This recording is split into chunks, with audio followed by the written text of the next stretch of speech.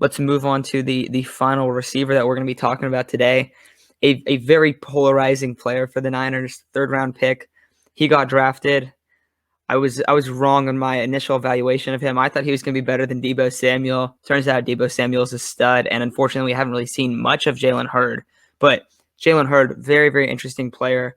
And I saw a tweet yesterday that I think sums up how I kind of initially thought about him, and I think a lot of 49er fans it was basically there hasn't been another player that has played one quarter that one quarter has instilled so much faith into the fan base of this guy. Because, I mean, he had that quarter of the preseason game against the Cowboys, and everyone like, oh, my God, imagine if Jalen Hurd gets healthy. This guy's going to be a complete animal. And then we just haven't seen him since then. But, I mean, I still think everyone kind of remembers that game and thinks about, hey, like, this dude could be a stud. I definitely still think there's a chance that he could. But just kind of projecting how much he's going to play next year, the big thing is going to be health. If he's healthy the whole year, and I don't think we're going to see him used a ton, but you can find room for a guy that's 6'5", 230, runs a 4.6, incredible burst. I mean, he played running back. I think everyone knows that. Then goes to Baylor. He went to Baylor, played running back there, then went to Tennessee, played wide out there. I think that's the right combo. It could be flip-flopped, but he's just a freak athlete. He can play that. He can play all over the field. I think we're going to see him at outside receiver, in the slot, at running back, at tight end, even at fullback in some situations. I think, and not a true fullback lead blocker, but stuff where he's going to fall out and get open in the flats and do things like that. I think we're going to see him almost strictly used in sub packages. So he'll probably be listed as like a wide receiver 5, but then get more touches than whoever is playing in that vertical role, and then that kind of like third down role where you're coming on the field to make a big 5-yard catch or whatever that is. And he's not really. I don't really think he's competing with anyone for a roster spot. I think he kind of has it. I wouldn't say he's a lock in terms like how Deebo Samuel and Brandon Ayuk are, but for him, it's all really going to come on: can he be healthy, and how does he look post injury? Because that's the biggest thing for me. But what are your just overall thoughts on Jalen Hurd? I think that the most interesting takeaway for me is that he's going to take some of those Deebo touches where Deebo gets the touch pass, the screen on the outside. I think Hurd's going to take a few of those.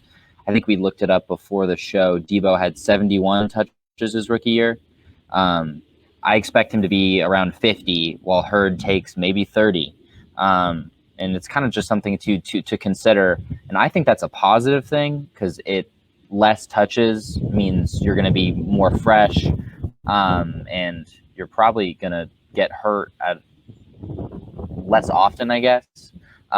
So I think being able to spread it around, and especially when these guys are taking more hits, and both of them have struggled with injuries in the past, it's definitely a good thing to at least consider, and it's something that I expect to happen.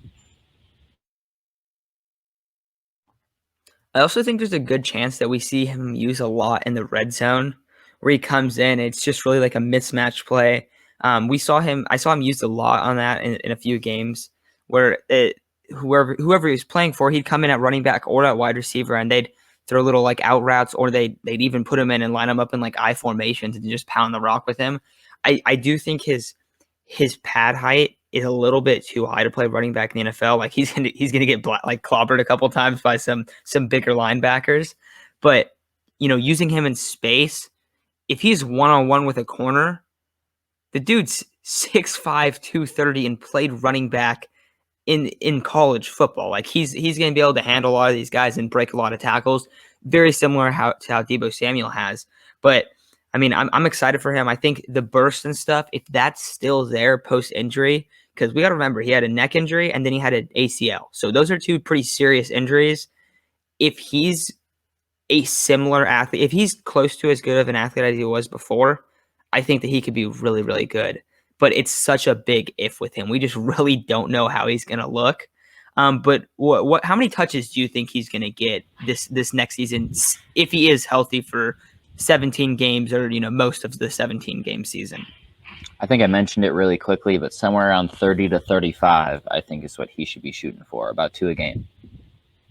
Yeah, and I think that's good. I think we'll see him maybe a little bit featured in some games when teams have smaller linebackers or whatever the mismatch is. And if he gets more than 35 touches, I think that's a good sign. I think that shows that he's playing well, that they think that they have an advantage when he's on the field, which is obviously a very good thing for the 49ers if they're using these guys in these gadget roles and it's working. I mean, we've seen that work so well these last couple years that he's like the ultimate gadget guy for this offense. Like he's the guy that Shanahan drafted to be that true gadget guy, where Brandon Ayuk and Deebo Samuel have been used like that, and Kyle Juszczyk has as well. But Jalen Hurd's the guy that they really want to use like that. That's the guy they drafted him to do what they drafted him to do. And we see him. We're gonna see him all over the field. So I'm super excited for him. I think he's one of those guys that we just don't really know what to expect in terms of like production, how he's gonna look. I don't really think you can go back and watch like games from 3-4 years ago and go, oh, he's going to look like this. Like we don't know if he's going to look like that. So a lot of ifs with Jalen Hurd, but still super exciting and super a guy that we should be expect or hoping to come out and just look like that gadget and just kind of freak athlete player that he has been in the past.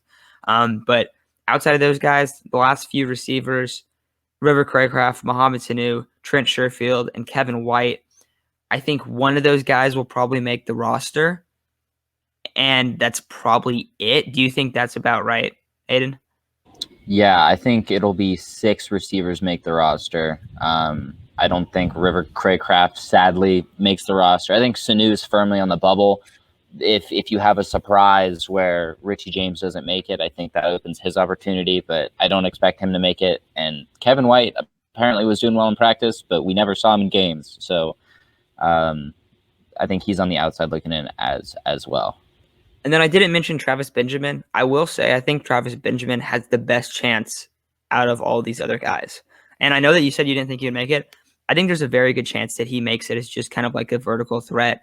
And maybe I don't know what but I think Richie James is going to take that role. So that's the thing. But I do think there's a decent enough chance that Travis Benjamin makes the team. I mean, he's been a good NFL receiver for quite some time. Just we haven't seen him in a while. So that's kind of one of those things. And we haven't seen him play for the 49ers, which also kind of makes it tough to evaluate him in Kyle's system because we just don't know what they want to do with him. But I think that's going to do it for this wide receiver stuff.